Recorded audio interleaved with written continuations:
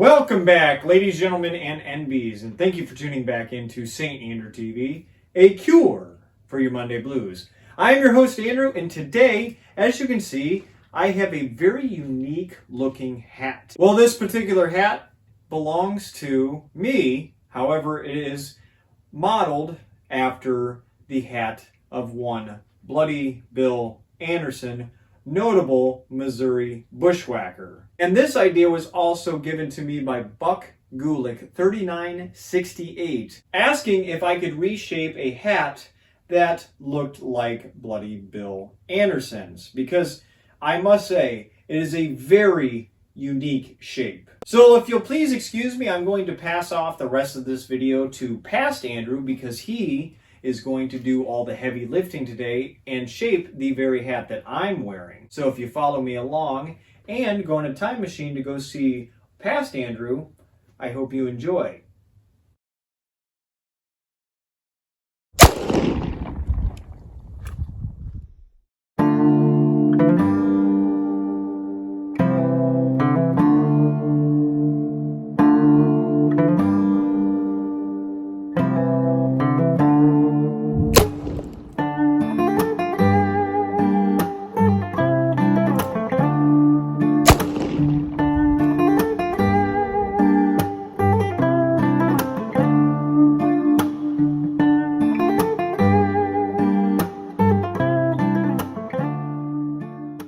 This is Past Andrew now, actually doing the work today. Thank you, future Andrew, for at least discussing what we're doing today. I hope he went over that we're doing Bloody Bill Anderson's hat. Yes, is that a yes from everybody? With that all being said, I don't have a concrete shape of what I'm going to do. I have an idea in my brain, but this is a very unique hat shape. From what I know, it is a slouch hat, and I am going to take some liberties of what I believe would be the, hat band, but we'll get there.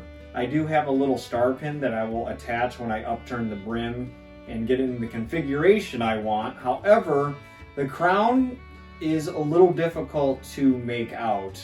I can't go back and ask Bloody Bill what he was wearing when he took this photo. He's dead. I'm going to take my best guess.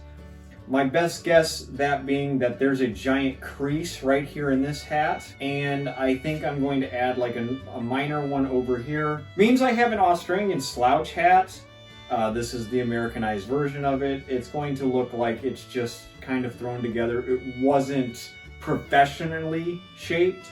And these are always the best hats to work with, because there really is no perfecting it, because if you're trying to portray a character, especially a guerrilla fighter that is, he wasn't probably having a lot of professional hat work done. That's what makes this hat interesting, and we'll see if we can get it close to what he had it in. So let's fire up the steamer and see if we can recreate the hat of one Bloody Bill Anderson. You will see that there is no lining in this hat. It has already been removed just for the sake of time, because this is going to be an elongated project. The first thing that we do with any hats, as I move the steam out of my face, is we work on the crown. Now the good part is, when we move this back into an open, natural crown, it does not have to be perfect. It does not have to be a dome shape. It doesn't have to be anything like that, because it is going to be a tattered hat. This is supposed to be a guerrilla fighter after all, so it does not have to be perfect, which are the best hats for a novice in the world of reshaping hats. This can be a little bit of a figment of your imagination. You have your image that you have to roughly base it off of, but you can't see all the curvature, you can't see all the indentations. You have to kind of just guess. And that's what I'll be doing today, and hopefully we can get something that is reminiscent of Bloody Bill's hat. But as I flap my gums, we are going to start steaming the crown, and we will start working that crease in here, and maybe we'll even throw almost a top crease. Just see if we can get it down to what it looks like, a little bit of a rounded spot on the left side of it.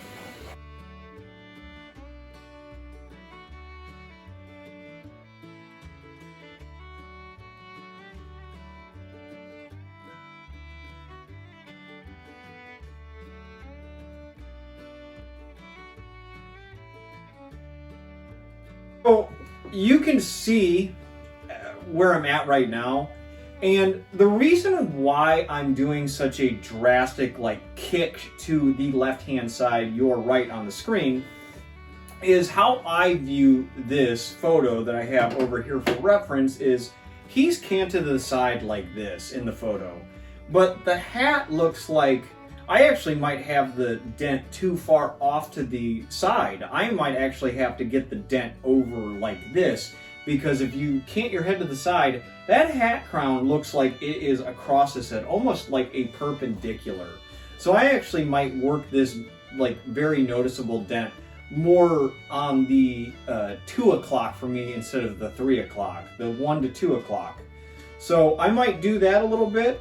Like I said, these hats, when the hat is, a little bit more ambiguous and it's supposed to represent somebody who lived a more rough and tumble life, these are good for the novice hat shapers because they don't have to be perfect. They're just off your interpretation and means nobody here is going to call up Bloody Bill and ask him what he was wearing on that day he took that photo. It's really just up to you and your own creativity. That's where I'm at currently. I'm going to actually kind of kick this hat shape a little bit more, vertical to make it now appear horizontal, because that's what the picture's telling me, at least a little bit. So we're going to keep going here, and I will stop when I feel like I need to say something. So these hats, I always say it's good for the amateur hat shaper is because it's natural finger movements. You don't have to contort your fingers and get those pinches, those dents. It is natural. Just grab the hat like you're taking it off your head. That's what these hats, to me, are symbolizing. These people were just taking the hat off their head because they wanted it off their head. They were putting it on their head because they were ready to move, or they wanted it back on their head.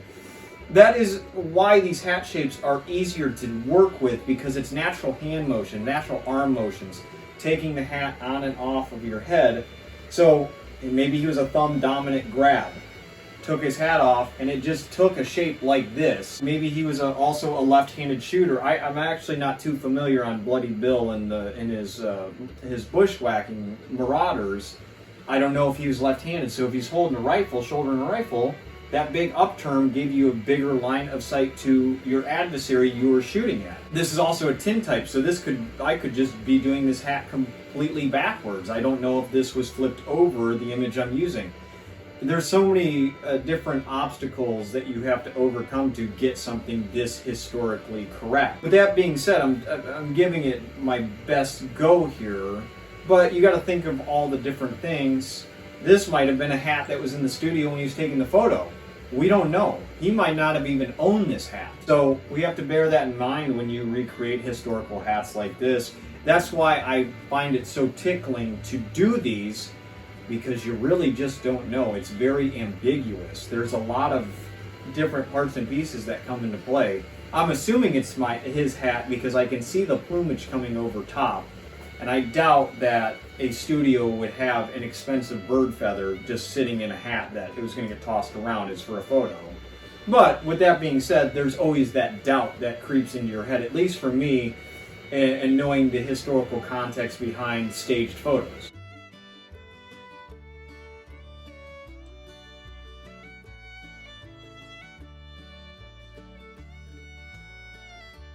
This is what I have going on here, if I can find the front. So this hat is facing directly towards you. The ribbon is directly onto my chest, so right here is the front. I'm doing that because, as I stated previously, his hat looks like it's almost canted to the side, even further than his head is canted in the photo. I do think that this is what I'm going to go with up front.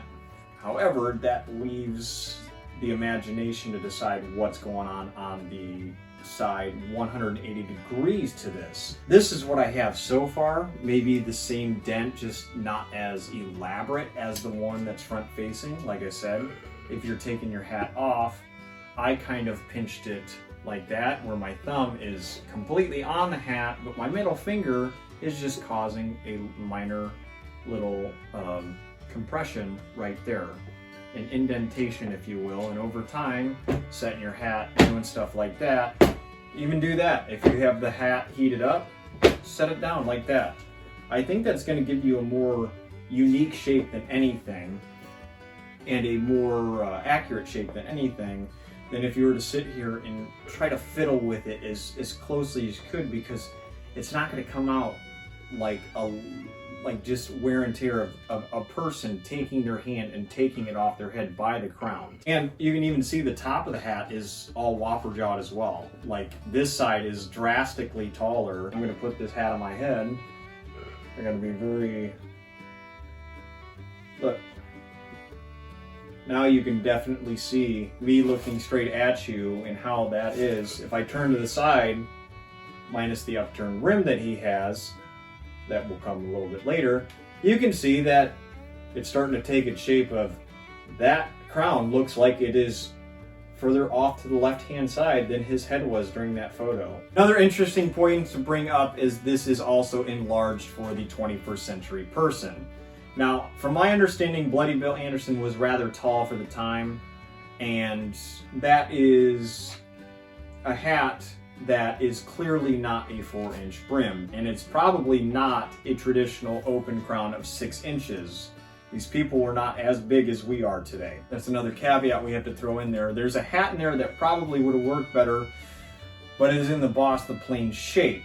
That's really difficult to recreate without a block, and I'm not willing to lose a perfectly crafted Boss hat for the sake of a hat that, quite frankly, I'm probably going to make and move on from somebody who would get a lot more mileage out of it than I would. Right now means this hat is drying out, on the crown at least. I am going to just like tap it in different spots, like it's giving it the, you know, the idea of this has been worn, and it's going to dry out a little bit softer and in different spots that you would see with normal wear and tear. Obviously, the best way to recreate wear and tear is to wear it and just kind of throw it around the desert somewhere, or wherever you are, like a forest, you know, just set it down and let the elements take it. So I'm doing a process of like putting it on my head, and it's getting natural creases, you know, setting it down a little rougher than you normally would. You know, it's starting to get some character to it, like this is a hat that you would throw on, you know, and then throw it down, you know, run your finger across it, do some of those. And that's what I'm kind of going with. You can see it's not as pronounced on this side because it's just my middle finger. On the back, I'm kind of just setting my hand on it, playing with it a little bit, then throwing it back on my head like so, securing it, ready for battle, you know. So now we're going to work on the crown, and I have a star that's right over there that we will add once we get the proper upturned brim.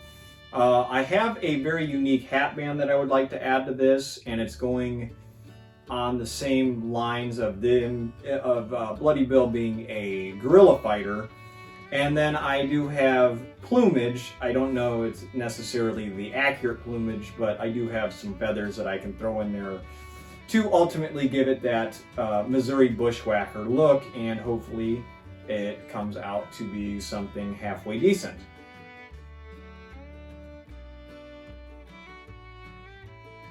Now I have this little star here that I'm going to attach to conclude the right side of the hat, and then we'll work on that little upturn on the left-hand side.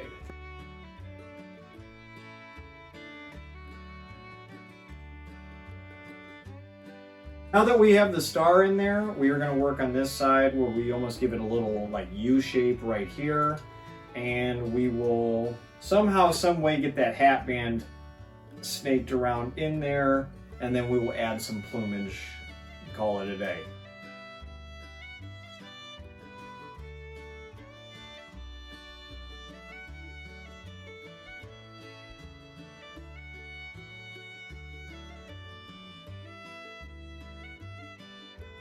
This is the shape I'm going with.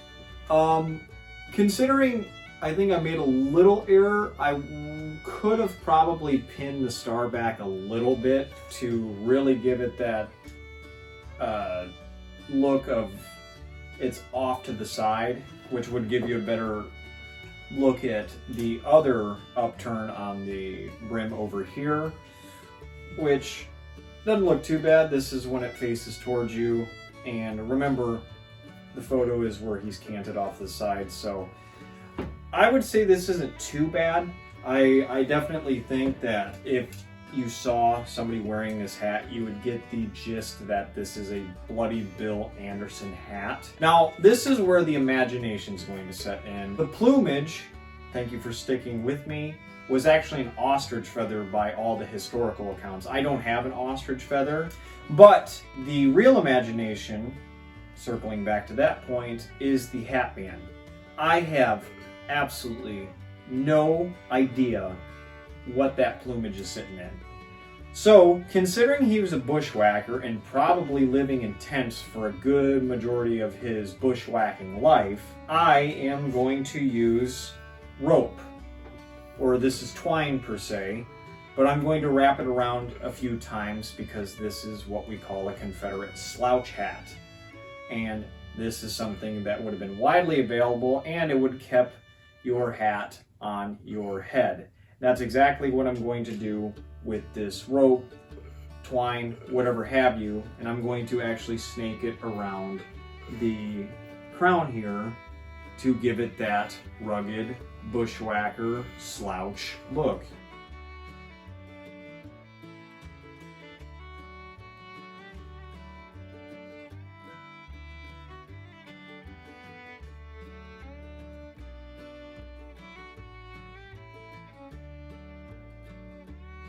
The last thing we need to add before we reattach the satin lining on the inside of the hat, which probably didn't even exist considering what kind of hat this was, is if you look very faintly at the top of this upturned brim, you can see some feathers coming out of it. And according to historical accounts, the plumage that he used to put a little feather in there was ostrich feather. I'm going to give you 3 seconds to guess. Are ostriches native to North America? No, they're not. So I have a Merriam turkey feather, which will serve its purpose if you're just looking for the aesthetics of this hat. And I will just tuck it into the very hat band that we created with what was, what we had at our disposal. This is what the hat band looks like now that's all in there and everything. I would have to say my imagination was really working there. I had this line around and I wanted to cover up that stitch line where the leather hat band was sewn in, and I think that looks relatively unique, to say the least. You can think it's cool or not cool, but you can't say it's not unique. However, we are going to put the satin lining in, and we are going to kick it back to future Andrew, who is already wearing this hat, and he's going to say his pleasantries.